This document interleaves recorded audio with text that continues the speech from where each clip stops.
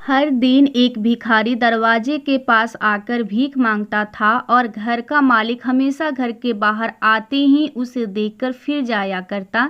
कई बार उसके लिए गालियां भी बकता। वो कहता, तू जिंदा ही क्यों है? पूरी जिंदगी ऐसे ही भीख मांगेगा क्या? धरती का बोझ क्यों बना बैठा है? और कभी कभी उस भिखारी को गुस्से में वह धक्का भी मार दिया करता। इतना कुछ हो जाने के बावजूद अधिकारी के मुंह से सिर्फ यही निकलता कि भगवान तुम्हारे पापों को माफ करें। एक बार सेठ को धंधे में बड़ा नुकसान होने की खबर मिली। सेठ बहुत परेशान था कि तभी उसके दरवाजे पर वही भिखारी आया।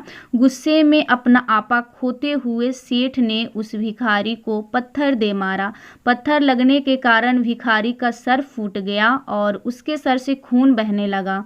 फिर भी दर्द से कराहते हुए भिखारी ने इतना ही कहा, भगवान तुम्हारे पाप को माफ करें।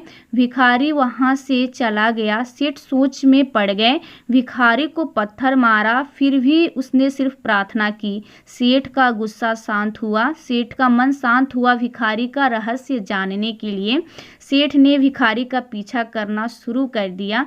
भिखारी जहां जहां जाता सेठ उसके पीछे जाता। सेठ ने देखा कि कोई उसको खाना देता, कोई उसको मारता, कोई अपमानित करता तो कोई गाली देता। लोग भिखारी के साथ चाहे जैसा व्यवहार करते, लेकिन भिखारी सबके लिए एक ही प्रार्थना करता, भगवान तुम्हारे पाप माफ करें। अब रात होने को आई थी। भिखारी अपने घर जाने के लिए लौटा। वो अपने घर पहुंच गया, लेकिन सेठ अभी भी उसका पीछा कर ही रहा था। एक पुरानी टूटी हुई खटिया पर एक बूढ़ी औरत लेटी हुई थी। काफी कमजोर और बीमार लग रही थी। वह भिखारी की पत्नी थी। अपने पति को वापस आता देख वह खाट से खड़ी हो गई।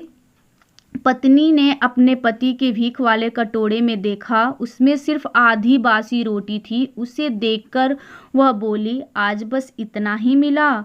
और हाँ, आपके सिर से खून निकल रहा है, ये चोट कैसे लगी? बूढ़ा भिखारी बोला, आज बस इतना ही मिला, किसी ने कुछ दिया ही नहीं। सबने गालियां दी और एक सेठ पत्थर भी फेंका, इसलिए मेरा सर फट गया। एक गहरी ठंडी सांस लेकर बूढ़ा भिखारी फिर से बोला, यह मेरे ही पापों का फल है।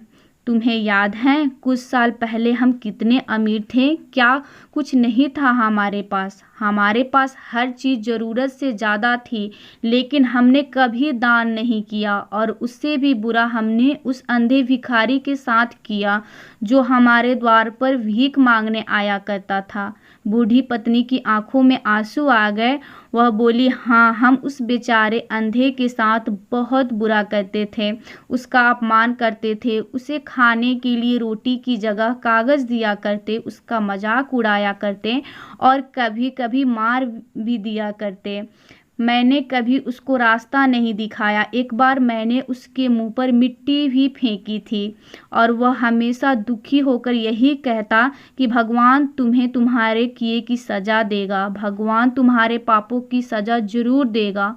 उसका श्राप सच हुआ और हम इस दुख भरी जिंदगी में आ गए। भिखारी बोला, हाँ, उसका श्राप सच हुआ, इसलिए मैं किसी को बद्दुआ नहीं देता। चाहे कोई मेरे साथ कैसा भी बर्ताव करे, मैं हमेशा उसके लिए प्रार्थना करता हूँ। मैं नहीं चाहता कि कोई भी हमारे जैसे जिंदगी का अनुभव करे, किसी को भी हमारे जैसे दुखों का सामना करना पड़े। वो नहीं जानते कि वो कितना बड़ा पाप कर रहे हैं, इसीलिए अनजाने में हुए पाप की ऐसी सजा किसी को भी मिले मैं नहीं चाहता। सेठ वहीं पर छुपकर यह सारी बातें सुन रहा था। अब उसे सब कुछ समझ में आ गया था। भिखारी और उसकी पत्नी ने वह आधी रोटी मिल बांटकर खाए और भगवान को धन्यवाद बोलकर सो गए। अगले दिन वही भिखारी फिर से भीख मांगने सेठ के घर के पास गया और उस दिन सेठ ने पहले से ही गर्म रोटियां उसके लिए निकाल कर रखी थी। उसे देते हुए सेठ विनम्रता से बोला, माफ़ कर दीजिएगा बाबा, मुझसे बहुत बड़ी गलती हो गई। बूढ़ा भिखारी बोला, भगवान तेरा भला करे और तू हमेशा खुश रहे। इतना कहकर वह खुशी खुशी अपने घर चला गया। अर्थात इस कहानी से जो सीख लेने लायक है वह बड़ी ही सिंपल है कि आदमी चाहे किसी के बारे बारे में बुरा करे या भला करे, लेकिन भगवान सिर्फ कर्म के हिसाब से उसको फल देता है। क्या हुआ अगर भगवान नहीं दिखता है, लेकिन यह बात बिल्कुल सच है, उसके खाते में सबका हिसाब बहुत ही पक्का होता है। इसलिए जब किसी के लिए कुछ भी करो तो अच्छा ही करो।